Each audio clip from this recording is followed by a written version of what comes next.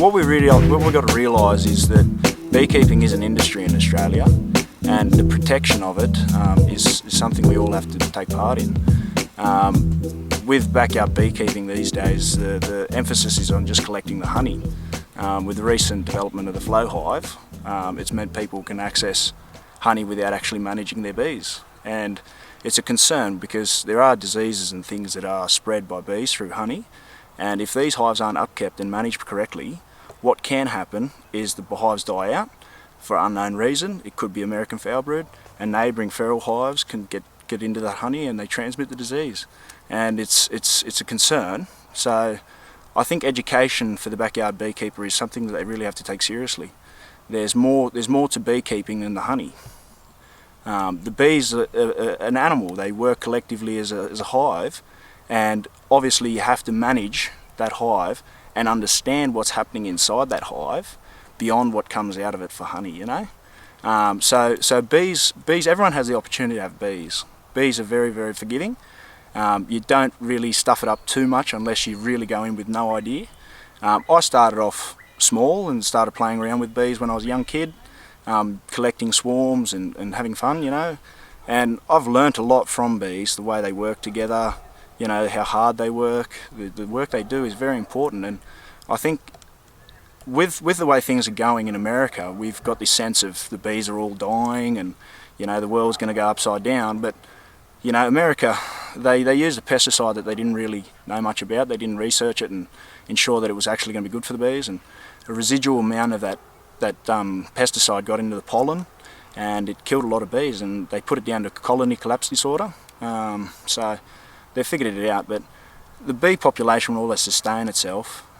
We will have to consider the fact that, you know, every part we play to benefit bees is certainly a good part to play, and a lot can be learnt from bees. Like we have to really consider the fact that they are a very good pollinator.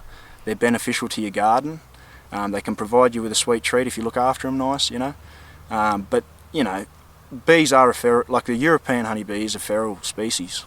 They certainly do take up residence in trees that could belong to our native animals, you know, marsupials, birds. A lot of parrots breed inside hollow logs, and the bees do compete for them. As a beekeeper, you should really consider the fact that these bees do swarm.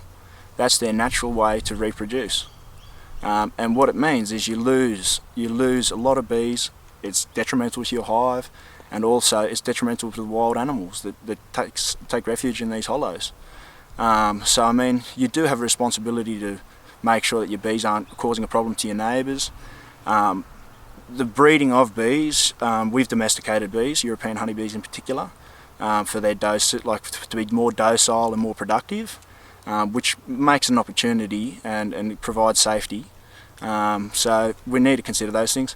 Alternatives to having European honeybees are Australian native bees. We've got 1,700 species of Australian native bees, 11 of which are communal, which means they work together in a group. But a lot of them are solitary bees and wasps and things. So I mean, if you're an avid beekeeper or someone that really cares for the environment and want to get pollination going in your backyard, possibly start with bee hotels. So you offer a variety of different bees a place to set up a habitat, and it's quite simple, and you don't have to worry about that aggression that the European honeybees have. But if you really like honey, I suggest, you know, possibly buy it from a beekeeper that's in the business, knows what they're doing, and that way it's probably the most sustainable for the beekeeping industry in Australia. It's a thing that can really go wrong real bad. We've had breakouts of AFB. Every beekeeper has had it through their place, their apiary site. So I mean, it's a very common disease, and once it starts getting out of control, it's like a bushfire, you know. So what's APB? AFB. It's American foulbrood. It's a disease that's spread through the honey. It affects the younger larvae, generally between 3 and 4 days sort of age, and it's transmitted in the honey. So it gets into their stomach and then it just kills them, and they die within the cell. And yeah, the foul is from the actual smell of it. It's a very foul smell. So, well, in a real bad case it is anyway. But the bees don't stand a chance, and we haven't found a way to cure it, you know. So, unfortunately, those spores, there's about 1 billion spores on the pinhead, like a needle pinhead. and they are very contagious to the bees. It's a bit like this coronavirus, you know. So yeah, I think the backyard beekeeper, certainly, if you're willing to put in the effort to learn about the bees and understand them, by all rights have them. But if you'd like to skimp and get into a flow hive and you don't care so much about the bees except for the honey, like you're doing the right thing. You're increasing the population of bees, but you've got to treat them like they're an animal, and you've got to not take them to the vet, but you've got to be the vet. You've got to be able to open that hive, know what's going on inside, make sure they haven't got chalk brood, make sure they don't have AFB, make sure that they haven't got hive beetles, wax moth, the whole works. You've got to make sure those bees have enough honey to go through winter. A lot of people rob their hives before winter, take a majority of that honey, and then the bees are left to starve. So there's all sorts of different things that you need to consider.